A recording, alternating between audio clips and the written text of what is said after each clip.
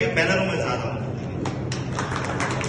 और स्थिति यहां तक पहुंच गई कि अब मंच पे ज्यादा लोग बैठते हैं, नीचे कम लोग बैठते हैं। ये सब जगह की पूरे मध्य प्रदेश की स्थिति है जो हमने अनुभव किया जब हम इस जन जागृति यात्रा के लिए निकले। और एक बड़ी और बात है कि जब जो आयोजक होता है, जैसे यहाँ जो आयोजक है, इनको क्या कठिनाई आई है ये बहुत कम लोगों को पता होगा। कैसे आमंत्रित किया होगा, एक एक लोगों को बताया होगा, सबको बुलाना, फोन करना। कहने को तो बहुत सरल है कि एक फोन कर दिए, करने में क्या दिक्कत थी, लेकिन कोशिश कीजिए कभी 50 लोगों को फोन करने की। आपको कितना समय लगेगा, कितना समय खराब होगा, उस समय परिवार का कितना त्याग करना पड़ेगा, व्यापार का कितना त्याग करना पड़ेगा, आपकी जो एकाग्रता बनती है बात करने की उसमें कितना त्याग करना पड़ेगा। कहना बहुत आसान है, लेकिन आयोजकों के मन से पूछिएगा, कभी खुद कुछ आयोजन में हिस्सा बन के देखिएगा, सारी तकलीफें आपको पता चल जाएगी। हम सब लोगों ने मिलकर के भी भोपाल में एक आयोजन किया, बहुत अच्छा करने का प्रयास किया, बहुत अच्छा नहीं भी हो पाया, बहुत कमियां रह गई, आप लोगों ने भी देखी होंगी, लेकिन सबको मिलकर के करना है, फिर करना है। उम्मीद करते हैं, राजनीतिक राजधानी भोपाल है, लेकिन व्यावसायिक राजधानी जो है वो इंदौर है, मिनी बॉम्बे है। तो यहां से जो आप लोग क्रांति लेके जाएंगे वो अब जो कभी भोपाल में रह गई थी वो मध्य प्रदेश को देखने को मिलेगी। और जो हमारे छोटे भाई यानी छोटे शहर हैं वो हमसे सीखने का काम करेंगे। भोपाल से यहाँ आने का मुख्य कारण यही था, आप लोगों से हम कुछ सीख के जाएं। एक नई शुरुआत होने जा रही है जो भोपाल के लोगों ने कोशिश की थी, बहुत लंबे समय तक चला भी पाए।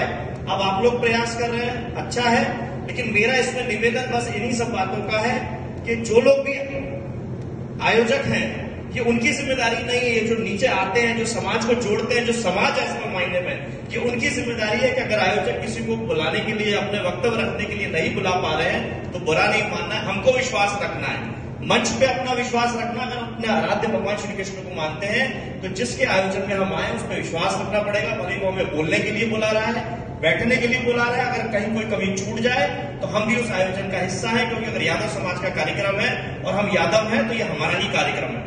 और ये अविश्वास बना रहेगा तो कोई भी कार्यक्रम सफल नहीं होगा, चाहे हम छोटा कार्यक्रम करें चाहे हम बड़ा कार्यक्रम करें। अगर हम घर से ये सोच के निकलेंगे कि हमें कहीं या कार्यक्रम से जाने के बाद ये सोचें कि हमारा अपमान हो गया, तो कोई भी कार्यक्रम सफल नहीं हो पाएगा। और लगातार हम इसीलिए पिछड़ रहे हैं। विनम्र आग्रह है, आयोजकों के साथ रहे, चाहे आयोजन आप करें या आयोजन कोई और करे, सब साथ के मिलकर के काम करें। एक और अंतिम विनती है, हम लोग लगातार एक प्रशिक्षण शिविर लगा रहे हैं, उसकी कड़ी में भोपाल में 25 मार्च को हमने शुरुआत करी है।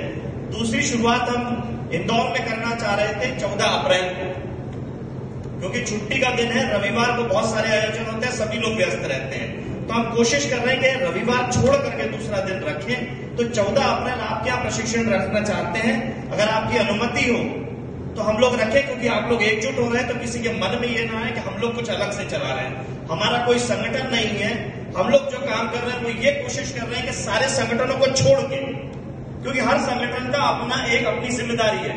कोई जन्माष्टमी का चल समारोह निकाल रहा है, कोई परिचय सम्मेलन करा रहा है, कोई प्रतिभा सम्मान करा रहा है, कोई कुछ और कार्यक्रम कर रहा है। सब बखूबी अपना कार्यक्रम कर रहे हैं, लेकिन लोगों को प्रशिक्षित करना, चाहे वो वरिष्ठ हो, युवा हो, महिलाएं हो, बच्चे हो, बहनें हो, कोई भी हो, भाई हो, उनको प्रशिक्षित करना, उनको जानकारियां देना। हमारे समाज की, मैं पूरे देश भर की बात नहीं कर रहा, हम लोग पूरे देश भर की बात नहीं, मध्य प्रदेश से जो हमारा इतिहास जुड़ा है, जो आदरणीय डॉक्टर साहब ने भी कहा, हमारे लिए बड़े गर्व की बात है कि पद्मश्री अवार्ड हमारे बीच में है, लेकिन हमारे यादव समाज के लोग ही नहीं जानते, और वो भी महिलाओं ने लिया हुआ है। तो हम लोग जब ये चीजें अपने बीच में नहीं बताएंगे, ऐसे बहुत सारी चीजें, बजरंगगढ़ का किला है यादवों का है, लेकिन वो राधवगढ़ के ठाकुर साहब के नाम पे चढ़ गया है।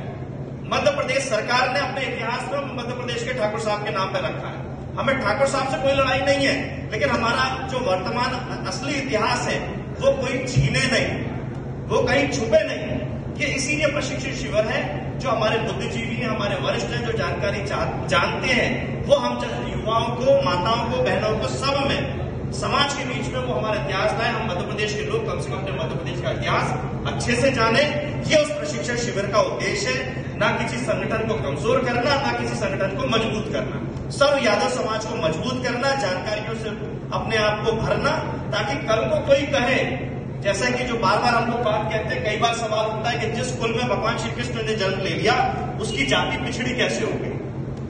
तो ये जवाब हम सबके पास होना चाहिए, चुनिंदा लोगों के पास नहीं होना चाहिए। ये प्रशिक्षण शिविर का यही कारण है। आप लोगों से अनुमति लेने आए हैं कि 14 अप्रैल को यहाँ इंदौर में उसका आयोजन करें। रूपरेखा चाहे तो आप उसकी तय कर सकते हैं, क्योंकि आपका शहर है, मकसद सबका एक ही है, समाज जागरूक हो, समाज एक साथ चले। बहुत बहुत धन्यवाद यश भाई। अभी हम सब आप लोग बैठ जाएंगे परिवार के बीच में, तो आपका ये निर्णय हम सब आपको सूचित कर देंगे। मैं इस मंच के माध्यम से ये बात नहीं आपसे कह पाऊंगा, अभी हम सब बैठ जाएंगे और उससे बात कर लेंगे। दूसरी बात, अब हमारे आदरणीय, हमारे सम्मानित, हमारे बीच में शिक्षक वर्ग में हमेशा शिक्षक